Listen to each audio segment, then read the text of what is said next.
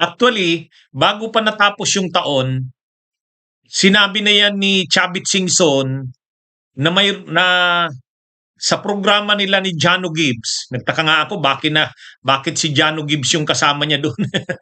Sa programa nila ni Jano Gibbs, sinabi ni Chavit Singson na mayroon siyang pasabog. Pagsimula daw, unang linggo daw ng taon, mayroon daw siyang pasabog laban sa administrasyon.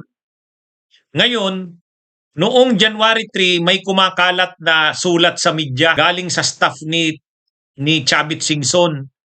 Ang laman ng sulat sa media,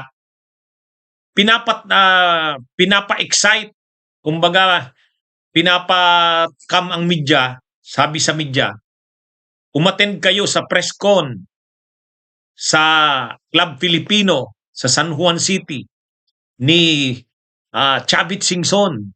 Mayroon siyang mga ipe-present na mga ngayon palang lalabas na mga ebidensya. Tapos kumbaga medyo ang laman doon sa invitation, parang ang daming pasabog na bubuksan ilalabas ni Chavit Singson. Kaya kumbaga ang media inimbitahan. Inimbitahan talaga ang media. Ang pitsa ng paglalabas ay January 5. O ngayon, kanina nung nag-live ako, wala pa yung press ko ni Chavit Singson, hindi pa lumalabas. Sabi ko mamaya, hintayin natin kung anong sasabihin ni Chavit Singson. Kasi sabi ni Chavit Singson, mayroon daw siyang mga matitinding mga pasabog. Ay natapos na yung press con. Inaalam ko na, ano bang mga pasabog ang linabas ni Chavit Singson? Wala naman. Ang inaakusahan niya na ang dalawang pinaka-mastermind daw ng mga anomalya ay si Marcos at si Romualdez. Kumbaga, nung panahon pa ng martial law, ang matandang Marcos, si Ferdinand Edralin Marcos Sr., at saka yung bayaw niya na kapatid ni Imelda, si Romualdez, si Benjamin Romualdez, yun yung kasabwat ni Marcos noon. Ngayon na naman daw, gano'n na naman. Marcos na naman, pero Marcos Sr. at Romualdez na naman ang kasabwat. Si Martin naman. Kaya, kumbaga pinapakita doon sa mga nakahang na mga tarpaulin sa press con kanina, ang mastermind nung mga panahon ay Marcos at Romualdez. Ngayon na naman daw, Marcos at Romualdez na naman. Ngayon, ang inihintay, ano ba yung mga pasabog niya? Ano ba yung kanyang mga sinasabing may mga ebidensya siya? Wala naman eh. Wala namang nakita ang mga tao na kumbaga makukumbinsi ang mga tao eh. Nung kasing panahon ni Erap, yan sumikat si Chavit Singson. Nung panahon ni Erap. Yung panahon ni Erap, alam naman natin ang nangyari noon. Si Erap kasi, ang pinakagarapal na ginawa ni Erap, yung weteng sa buong bansa, sinentralize niya sa kanya. Kumbaga wala pa noong mga STL, wala pa yan. Wala pang mga loto-loto na yan. Talagang illegal noon ang weteng, patago. Patago noon. Talagang para makapag-operate ka ng weteng, maglalagay ka talaga sa mga governor, mga mayor, at saka mga chief of police hanggang presidente ng Pilipinas. Ang laki ng kita sa weteng noon. Ang nag-ooperate ng weteng noon sa buong Pilipinas, itong sila Chavit Singson. Para makapag-operate sila sa buong Pilipinas, naglalagay sila dito kay Erap. Talagang sako-sako ng pera ang dinideliver kay Erap. Kung ngayon ang pinag-uusapan ay mali-malita, noon sako-sakong pera dinadala kay Erap. At itong si Chavit, talagang regular siya magdala kay Erap. Kasi malaki naman ang kita niya sa weteng eh. Kumbaga marami siyang pinapatakbong weteng sa iba't ibang lugar ng Pilipinas. Si Atong Ang ganun din. Ganun din. Ang problema ngayon, malapit kay Erap, naging malapit masyado kay Erap si Atong Ang. Si Atong Ang, alam naman natin pagdating sa mga sugal, genius yan. Ang ginawa ni Atong Ang, nag-propose siya kay ERAP na gawin nating legal ang weteng, ako nang mag-ooperate. Mayroon siyang scheme na present kay ERAP. Nakumbinsi naman si ERAP. Siya, ililegalize na ang weteng at si Atong Ang hahawak. Siyempre, nasaktan si Chavit Singson. Bakit naman si Atong ang papaboran niya? Ang dami ko namang dinala sa kanyang pera. Busog na busog naman siya. Matapat naman ako sa kanya. Bakit kay Atong Ang? Yun, naghinanakit si ERAP ngayon. So ang ginawa ni ERAP, in-expose niya yung lahat ng kasamaan ni ERAP, yung mga perang dinala niya. Naging whistleblower ngayon si Chavit Singson. Na-expose na rin ngayon yung mga ginagawa ni ERAP na ang Malacanang nagsusugal doon, nagiinuman. Parang sindikato na ang nangyari sa Malacanang. Nagiinuman hanggang mag-uumaga. Talagang yung Malacanang naging parang na ng mga pasugalan, inuman. Kaya ang nangyari, nagalit si Chavit Singson kay ERAP, in-expose niya si ERAP. Ngayon, anong naging matindi? Anong naging matindi ngayon? Ang naging matindi dito, mga kabunyog, mga kababayan, si Chavit Singson ang pinaka-testigo laban kay ERAP na tumatanggap ito ng pera, siya mismong nagdadala, dinitalye niya yun. Yun ang naging pinakamayor na ground sa impeachment ni ERAP. Yan yun. Kaya, kumbaga nung panahon na yan, parang kung si Bernardo, yung si Yusek Bernardo na bumaliktad, yan ang nangyari kay Chavit noon. Kumbaga siya ang star witness noon laban kay ERAP. Kaya kakampi pa siya noon ng mga laban kay ERAP. Ngayon, kasabay noon, may mga politiko na trapo na kalaban si ERAP, lalo na si Arroyo. Si Arroyo, dahil vice president siya, si Gloria, nakita niya ang pagkakataon na kapag nasira si ERAP, siya ang papalit. Yun. Alam naman natin yung asawa ni Gloria, si Mike Arroyo. Ano din yun mag-isip? Ngayon, nagsama-sama sila. Sila Chavit, sila Gloria Arroyo, yun. Pagkatapos, mayroong mga politiko na mga governor, congressman, mayor, kasama na ngayon nila Arroyo na nag-iisip paano papatalsikin si ERAP. Kaya sinulong ngayon ang impeachment.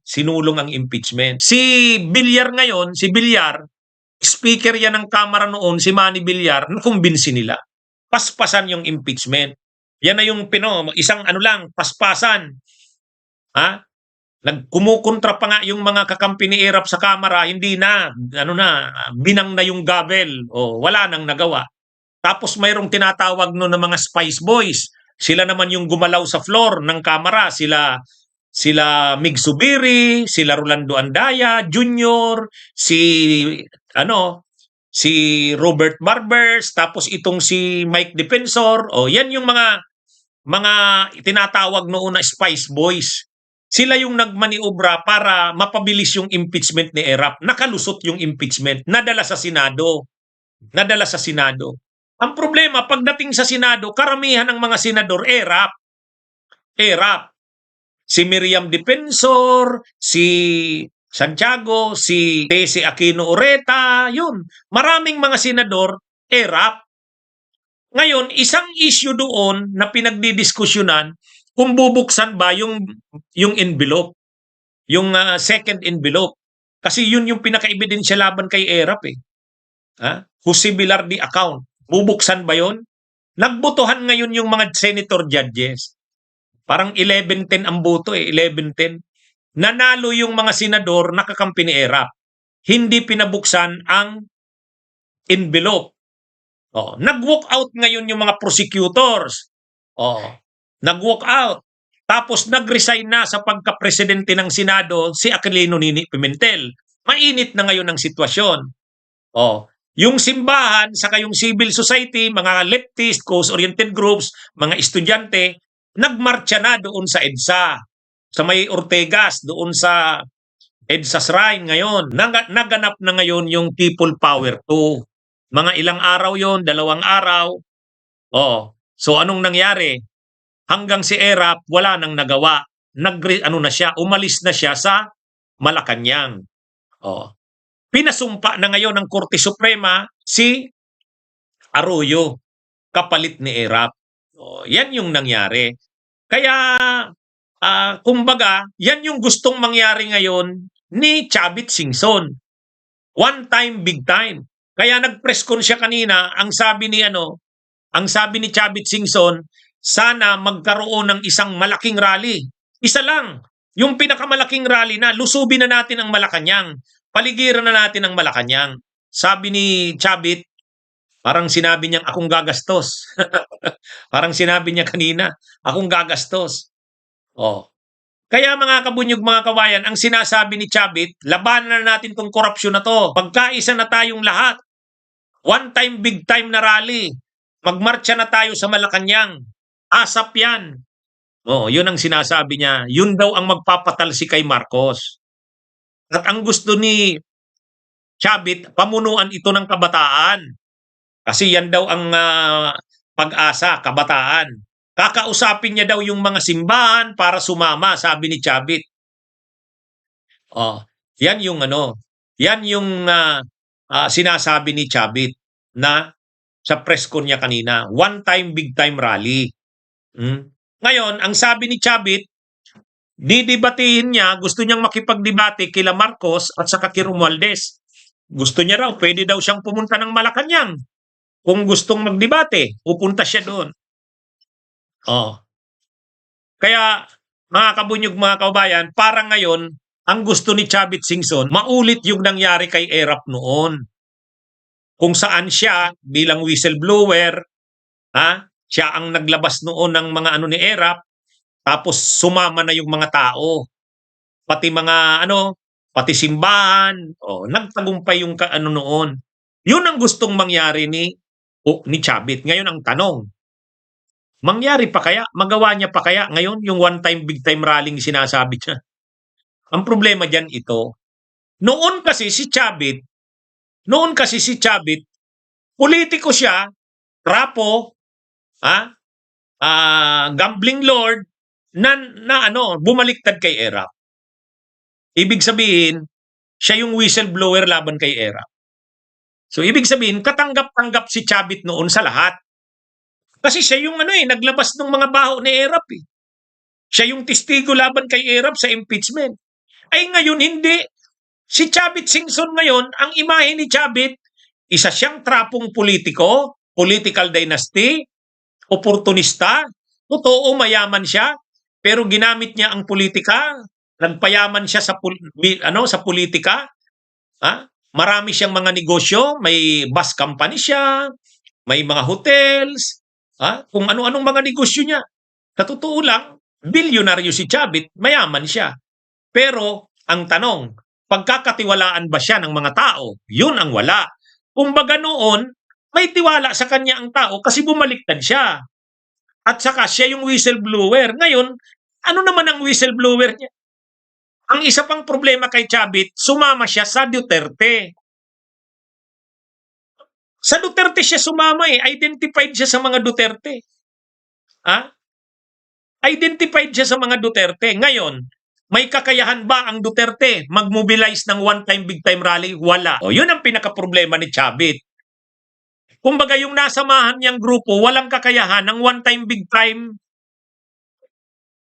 Nakailang pilit na yan panawagan ng mga DDS ng one-time, big-time na yan. Nanawagan na yan si Roque, nanawagan na sila Eric Siles. Inaristo na nga si Kibuloy. Nahuli na si Kibuloy, wala namang nangyaring people power. Nang hinuli si Duterte, nagrally na sila. Wala namang nangyari, wala namang Nung si Sara ay iniimbestigahan, nananawagan sila ng people power, wala namang nangyayari. Ibig sabihin, yung nasamahan ni Chavit na grupo, yung mga Duterte, walang kakayahan sa one time, big time.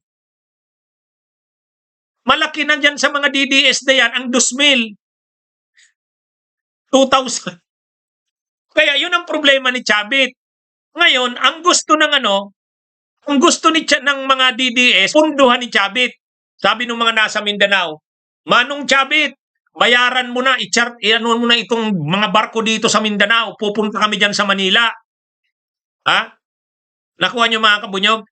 Sabi ng mga DDS na nasa Mindanao sa Kabisayas, Manong Chavit, marami kami dito, punduhan mo kami. Arkilahin mo na itong, bayaran mo na itong barko dito. Marami daw sila. Kaya lang, ang sabi nila, sa Manong Chavit, pagdating namin ng Manila, dapat may tutuluyan kaming hotel, saka yung pagkain namin, saka yung allowance namin. Naisip siguro ni Chavit Sings, ano ba yan? Kaya, yung nangangako kay Chavit na mga rally na galing sa DDS, galing Mindanao. Gastusan niya daw, barko. Ha? Diba? Hindi, real talk lang tayo. Nababasa ko yun eh. Sabi ng mga taga Mindanao, kami, Manong Chavit, Duterte kami, diehard kami, marami kami, ilang libo kami.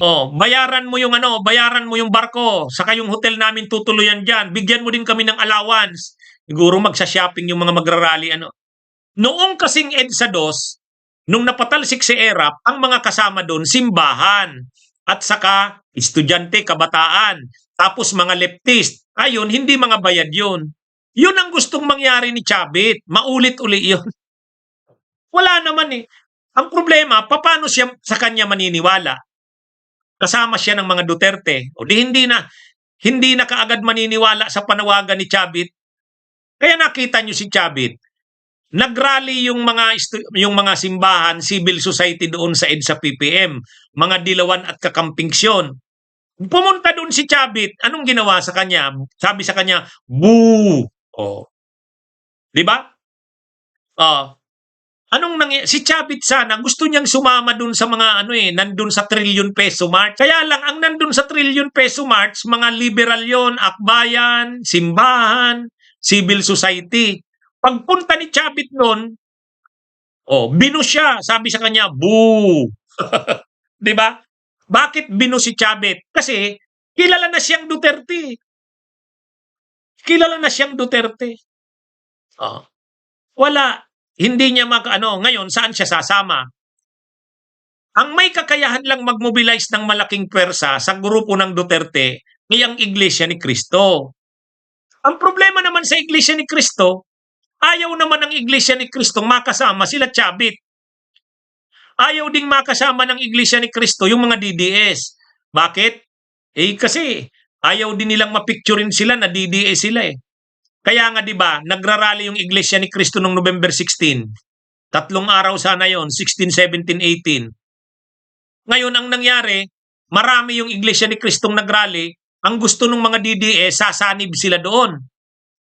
Yung nagmarcha yung grupo nila Topacio at saka yung grupo nila Vic Rodriguez, yung grupo nila Trixie Cruz Angeles, yung Maisog. Nagmarcha sila galing doon sa may Calao. Pagmarcha nila papunta doon sa Luneta, pinaalis sila, itinaboy sila ng mga iglesia. Ayaw ng iglesyang makasama sila. Kaya wala naman. Kaya walang nangyari. Ha? Kaya yun mga kabunyog, mga kababayan, ng problema. Kaya si Chavit Singson, gusto niya ng one-time, big-time rally. Saan siya kukuha ng tao? Saan siya kukuha ng tao? Ang DDS, hindi naman nakakapag-mobilize ng maraming tao. Ang sabi ng DDS, Manong, marami kami. Gusto mo talaga ng ilang pung libo, 50,000, 100,000 galing Mindanao. Pero sagutin mo ang barko. Ilang barko yan? Pangalawa, yung mga hotel namin. Imagine niyo, kaya ba ni Chavit yun sagutin yung rally ng mga 50,000 katao galing Mindanao? Ubus ang pera niya dyan. Kaya yan ang problema ni Chavit. Yan ang pinaka-problema niya. So ang gusto ni Chavit yung kabataan. Sabi niya kabataan. Bakit kabataan?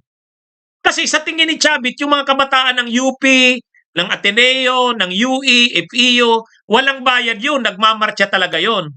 Problema doon, ang nagpapakilo sa mga kabataan, leftist, Makabayan Black, bayan muna, sila Raul Manuel, sila Rinico. Hindi naman sasama kay Chavit yun. Kasi si Chavit, Duterte, ay kalaban nilang Duterte. Yan ang problema ni Chavit. Wala siya sa posisyon para mamuno siya. Ang kaya lang sumunod kay Chavit, alam nyo kung sino? Yung mga DDS. O, ang problema naman sa mga DDS, wala namang pwersa dito sa Luzon. Kukuha sila ng pwersa ng Mindanao. Ano yan? Mag-aarkila ng barko. Wala na. Ha? Wala na. Kaya, ang kailangan ni Chavit para malusob ang Malacanang tao, saan siya kukuha? Kabataan, mga estudyante, ay bayan muna yan, makabayan black yan. Hindi sasama yan sa kanya. Di ba? Ang makabayan black at ang bayan muna, yung mga leftist, anti-Marcos, anti-Duterte yan. Yung nagrally sa Luneta ng mga kabataan. Wala yan, hindi yan sasama kay Chavit. Di ba? Saan ngayon kukuha si Chavit ng tao? Wala. Ang mayroon sana, Iglesia ni Cristo. Ang problema naman sa Iglesia ni Cristo, ayaw ng Iglesia ni Cristo ng lantarang anti-Marcos. Kailangan ang mga rally nila, peace rally, prayer rally, mga ganon. Kung hindi sila pwedeng lantarang pumosisyon na anti-Marcos, kasi marami ring hinihingi ang Iglesia ni Cristo sa gobyerno. Siyempre, may mga pabor din yang hinihingi. Simbahan yan. Diba? So, hindi yan lalaban ng todo sa Marcos. Ng Iglesia ni Cristo, hindi. Ayaw ng Iglesia na sumama sa kanila ang mga DDS. Kaya hindi papayag ang Iglesia na sasanib sila kay Chavit kasi si Chavit nagsabi ng laban siya kay Marcos. Nakuha niyo mga kabunyog, mga kababayan? Hindi yan yung totoo. Ang maraming DDS na sinasabing magmumobilize sila Mindanao, ang gusto nila sagutin ni Chavit yung barko. Ilang barko daw ang kailangan? Pangalawa, hotel. Pangatlo, panggastos. Yan yung problema ni Chavit. Kaya, sige, balikan natin. Saan kukuha si Chavit ng one time, big time? Saan siya kukuha? Manila, Luzon? Wala. Mahina ang Duterte sa Luzon. Nakailang patawag na dito ng people power sila Eric Celis. Nakailang patawag na dito. Nung hinuli si Kibuloy, nagrarally na sila sa Liwasan. Walang nangyari. Nagrally na nung panahon ni Duterte, inaresto si Duterte, nagrally na sila si Bongo doon sa Liwasan. Iilan lang ang taong nandun. Nung si Sara Duterte iniimbestigahan sa Kamara, nananawagan na naman sila ng people power, wala naman. Ang kaya lang nilang immobilize 1,000, 2,000, malaki na yun. Yan ang problema ng DDS. Saan kukuha ngayon si Chavit Singson ng one time big time niya? Saan kukuha? Mindanao. Ang gusto ng mga taga Mindanao na DDS, barko, hotel, sasakyan, budget. Gagastos dyan, papaduguin si Chavit niyan. Kaya walang na ang kaya lang ipahiram ni Chavit, bus, partas. Di ba yung bus niya, partas? Kaya yan mga kabunyog, mga kababayan. Kung may kakayahang mag-mobilize ng malaki, leftist, yung bayan muna, kasi yung mga estudyante, yan ang Ateneo, UP, mga sa U-Belt, ang problema niyan, hindi naman sasama kay Chavit yan. Kasi ang mga aktivista, leftist yan, anti-Duterte yan, anti-Marcos. Ay Duterte si Chavit, paano sasama sa kanya? Bakit madali bang mag-mobilize ng tao? Diba? Kahit ako, hindi ako nagyayabang na kaya kong mag-mobilize ng maraming tao. Diyan ka nagkakamali na bayaran ang leftist. Hindi bayaran ang leftist, diyan ka nagkakamali.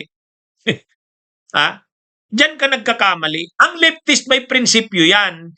Pero hindi yan sasama kay Chavit kasi Duterte si Chavit.